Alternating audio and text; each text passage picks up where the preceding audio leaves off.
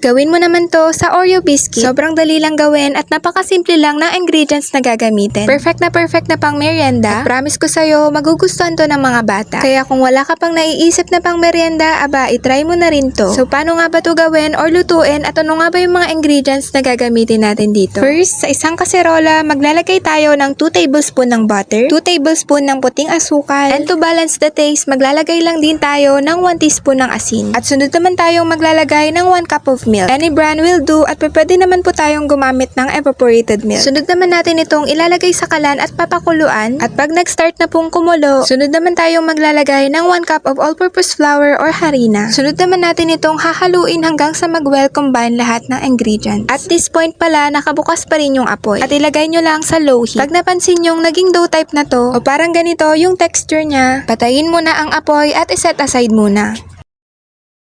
So ito na nga po, gagamit pala tayo dito ng 3 packs of Oreo cookies or biscuit. Bale, ang laman ng isang pack ay 3 piraso. So gagamit tayo ng 9 pieces ng Oreo biscuit. Ang sunod naman po natin gagawin ay tatanggalin natin yung palaman nitong Oreo. Oops, wag mo munang kakainin dahil magagawin pa tayo dyan. Pagkatanggal nga ng palaman, iset aside mo na tong biscuit. At ito na nga po yung sinasabi ko, kaya wag mo munang kakainin yung palaman ng Oreo. Dahil gagawin naman po natin itong pang dip or sauce ng ating Oreo stick mamaya. Ang gagawin lang naman natin ay mag-a-add lang tayo ng 1/3 cup ng condensed milk at hahaluin lang natin hanggang sa maging ganito na yung itsura. Ganun lang po kadali at meron na tayong masarap na sauce. Sunod naman po nating dudurugin yung Oreo biscuit at gagamit tayo dito ng food processor na pangdurog. At kung wala naman pong food processor, pwede naman po natin itong pukpukin na lang gamit ang bote. Pagkatapos nga natin itong durugin, ilagay ulit sa kalan yung kaserolang may laman at isindi ulit yung apoy to low heat at sunod na rin nating ilalagay yung nadurog na Oreo biscuit. Maglalagay din po tayo ng 1/8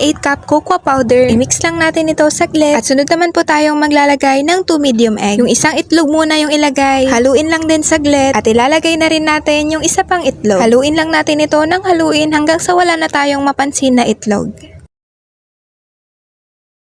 Pagka naging ganito na yung texture, meaning pwede na to. Sunod naman tayong maglalagay ng baking paper sa isang lalagyan. Gagawin naman natin ito para hindi dumikit yung ating Oreo dough. Nilipat ko na nga rin pala yung Oreo dough sa plastic na piping bag. Alam nyo ba na Oreo churros dapat talaga yung tawag dito sa recipe na to? At dahil nga po wala akong piping tip, tinawag ko na nga lang tong Oreo stick. Kung ano man yung tawag dito, ang importante masarap tong recipe na to. So ayun na nga po, sunod na rin natin itong priprituhin sa lubog na mantika. And after a few minutes nga, naluto na rin itong ating Oreo stick. Super crunching kainin, pero yung sa may bandang loob ay medyo malambot naman. Kaya sure ako na magugustuhan nyo to, lalo sa mga bata, talaga namang ma-enjoy nila tong kainin. So hanggang dito na lang po. Bye-bye!